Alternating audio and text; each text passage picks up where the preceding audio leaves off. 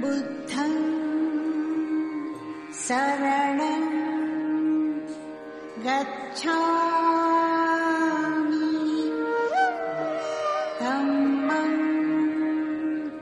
शरणं गच्छामि संघं शरणं गच्छामि बुद्धं शरणं गच्छामि धम्मं शरणं गच्छामि संघं शरणं गच्छामि बुद्धं शरणं गच्छामि धम्मं शरणं गच्छामि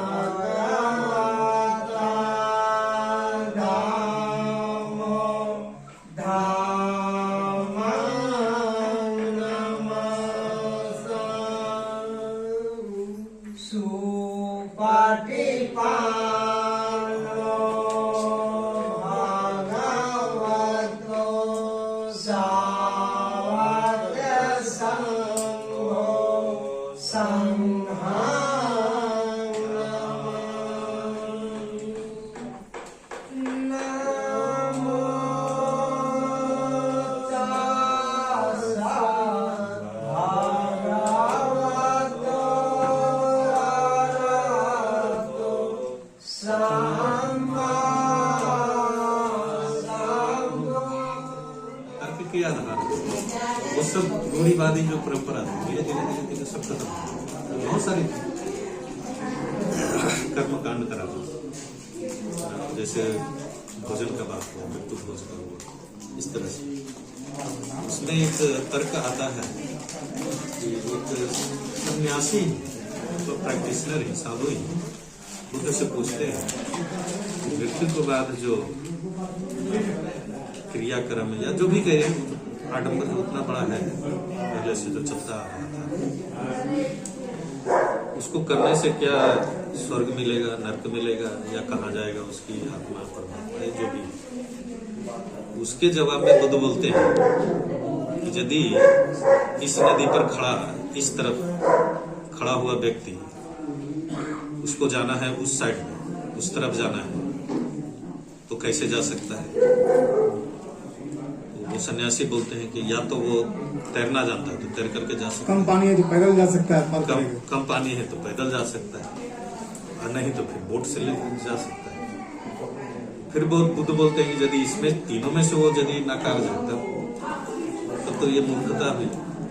तो इसी तरह से जो है ना, तर्क के आधार पर यदि तो वो सब चीजें जो है जो मानव कल्याण के लिए नहीं तो स्वीकार्य। ये बोले एक लाइन जोड़ देते हैं इसमें कि वो व्यक्ति अगर नहीं जाना चाहे उस पार, और इस पार से वो मिन्नत करते रहे, प्रार्थना करते रहे, पूजा करते रहे कि हे उस पार वाला किनारा तुम इस पार आ जाओ, तो नदी का वो किनारा इस तरफ आ सकता है क्या? तो बोले वो किनारा इधर नहीं आएगा, हमको खुद उस किनारे तक जाना पड़ेगा। और जब उस किनारे तक मैंने चल गए तो जो नाव से हम पार करेंगे, वो नाव को हम वहां छोड़ देते हैं कि नाव को हम कंधा में लोड देते कि हम चलते रहते हैं। तो धम्म जो बताया कि धम्म है वो आपका सुखी जीवन जीने के लिए है, ना कि उसको ढोने के लिए। जो धर्म है हाँ वो उस धर्म को लोग जीवन भर ढोने के लिए नहीं है। आप उससे अच्छा जीवन मानव कल्याण के लिए उससे सीख लेना है, सीखना है। कोई आता है तो क्या होता है, पूरी सब्जी दो। अब चावल का सेंस खत्म हो गया अब सेंस आ गया कि अरे भाई साधारण सा माने तेल है, आटा है, आलू है, तो क्यों चावल भूज के नाश्ता दोगे। जय भीम कुशल मंगल हो तो इसको कहते हैं चेतना होना। हाँ, पहले नहीं होता था, घी चावल रहते भी चावल घूम जाते। चावल कितना खाएगा, 2-4 को खाया या 2-4 मुट्ठी खाया। तो वही देखता हूँ कि कैसे कैसे स्थितियाँ बदलती, तो हम लोग चेतनहीन नहीं हुए। उसका माइंड जो है सो कहीं कहीं आबद्ध है। तो हम लोग को 24 घंटा मिशनरी होना चाहिए। और ये काम मिशनरी काम करेगा कौन? जो पढ़ा लिखा आदमी हो तो करेगा ही, मगर उसको रास्ता बतावेगा कौन? उसको 3-4 रास्ते हैं जिनमें किसी रास्ते से उसको जाना चाहिए, या अनेक रास्तों में जाना चाहिए, या सभी रास्तों में जाना चाहिए। जैसे ही मंच लगा हुआ है, अब यहाँ कोई आएगा तब तो सीखेगा ना। ये रास्ता है। जो सामूहिक मीटिंग होती है, चाहे विवाह का हो या शोक दिवस का हो या किसी के जन्मोत्सव का हो या और किसी का मार्गदर्शन का हो या और कोई मामला का हो, कोई पंचायती हो, उसमें बातें होती है, तो वहाँ बुद्धिजीवी को आना चाहिए, सेंस ग्रहण करना चाहिए, चेतना लेनी चाहिए। जमात में चेतना मिलती है। इसी में से कुछ लोग बहुत अच्छी बात बोल देंगे, चेतना ही ना, कुछ साधारण बात बोलेंगे। दूसरी चीज आती है साहित्य से। हमारा आदमी को अभी चेतना पैदा नहीं हुई है कि हम साहित्य को खोज कर पढ़ें। ये चेतने पैदा नहीं हुई है। साहित्य को खोज कर पढ़ना सही चेतना है। जो आ गया उसको पढ़ना तो सहज चेतना हुआ है ना। तो जो आ गया उसको पढ़ना, हमारा आदमी जो आ गया उसको भी नहीं पढ़ रहा है, कैसे काम चलेगा? उसमें मार्गदर्शन है। अब कौन सा साहित्य? वो तो चलनी है। चालोगे तो अच्छी बातें, मन लायक बातें है ना। तो साहित्य के संपर्क में हमारा आदमी कम आ रहा है, नहीं आ रहा है। और साहित्य जब पढ़ लेता है तो 2-4 लोग मिलकर उस पर चर्चा नहीं करना सीखा है। अपने पढ़ा, अपने मस्त हो गया। हमें चर्चा करनी चाहिए। और साहित्य के माध्यम से ऐसी सी बातें पैदा होती है, उसका कोई अंदाजा नहीं लग सकता है। हाँ चले, हाँ नीचे तो हम नहीं बैठ पाएंगे। समाज को भलाई करता तो श्रेष्ठ व्यक्ति, तो एक समय श्रेष्ठ व्यक्ति बुद्ध के पास गए और बुद्ध ने कहा कि आदमी सुखी कैसे रहे। तो बुद्ध ने 38 प्रकार का सूत्र दिया, उपाय बताया। उसको महामंगल सूत्र बोलते हैं।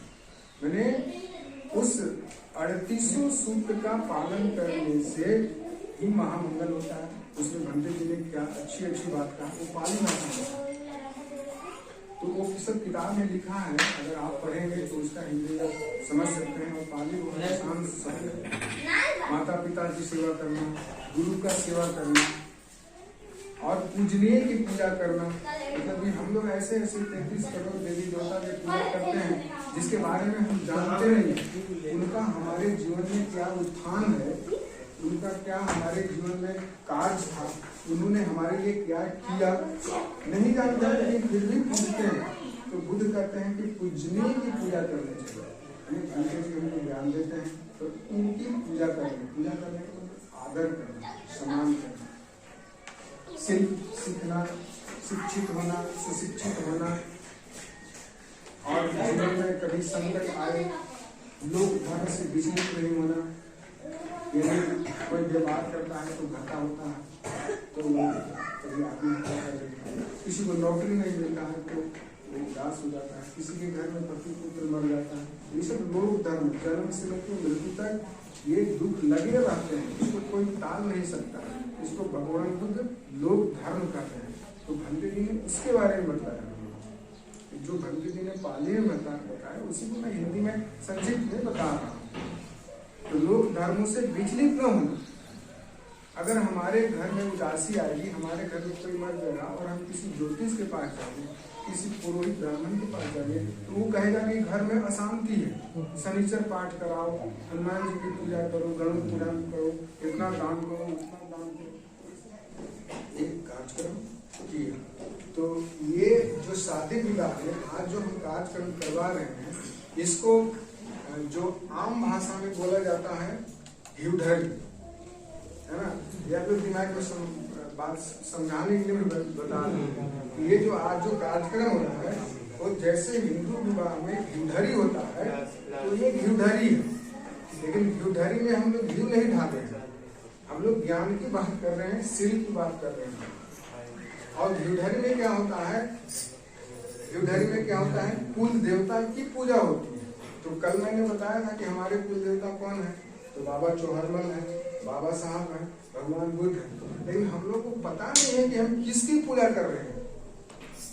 पुरोहित आके के ओम नोम जो भी बोल दे वो बोल देता है, हम सुन लेते हैं, चला लिए, उसका काम है, ये उसका काम नहीं है, पूजा करना हमारा काम है। तो आप जान चलिए कि घिउढरी में जिस देवता की आप पूजा करते हैं वो आपका कुल देवता होता है। और कुल देवता को घर में जो सीरा होता है उसको सीरा भी बोलते हैं ना। तो सीरा का मतलब क्या होता है, सीरा का मतलब श्रेष्ठ होता है। श्रेष्ठ का मतलब क्या होता है, बाबा दादा, दादा के दादा, परदादा, मैंने सैकड़ों हजारों साल से जो पूर्वज हैं उन्हीं को सीरा कहा जाता है। सीरा माने बॉस, हेड, जैसे सर का हेड है ना, जैसे कहते हैं वो घर का हेड है, देश का हेड पीएम होता है। तो हमारे पूर्वज जो है वो घर के हेड होते हैं, उनकी पूजा इस अवसर पर होती है, शादी में, ब्याह में।